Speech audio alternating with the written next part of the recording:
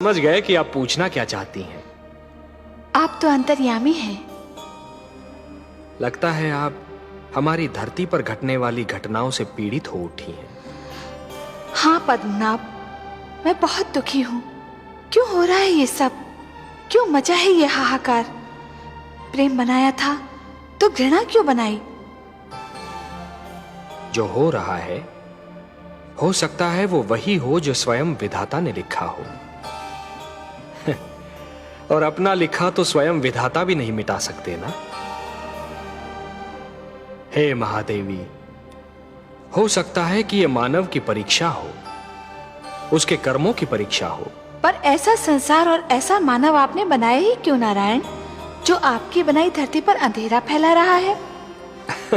तो आप क्या चाहती थीं कि हम केवल दिन बनाते और रात्रि न बनाते? फिर मानव को अंधेरे उजाले का अंतर कैसे जान पड़ता? विष न होता तो अमृत की महत्ता कैसे जानी जाती? पुष्प के साथ कांटे न होते तो पुष्प के सौंदर्य को कौन जान सकता? पतझड़ न आती तो वसंत ऋतु इतनी सुहानी कैसे लगती?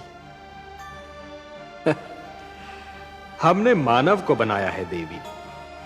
मानव इतिहास को बनाने का कार्य हमने अपने हाथों में नहीं रखा, वो तो उसी पर छोड़ दिया है। अभी तो उसे अपनी शक्ति का आभास हुआ है। इसी से उसे न्याय अन्याय, सत्य असत्य, धर्म अधर्म और पाप और पुण्य की जानकारी भी होगी। हमने बुद्धि दी है मानव को, विवेक दिया है उसे। और यदि मानव ने विवेक से कार्य नहीं किया तो? यदि धरती पर रात्रि इसी प्रकार दिन को निगलती रही तो? अंधकार प्रकाश को डसता रहा तो? तब क्या करेंगे आप?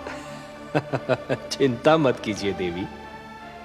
यदि असत्य और अधर्म अपनी सीमा को पार कर गए, यदि धर्म की हानि होने लगी, तो हम स्वयं धरती पर जाएंगे।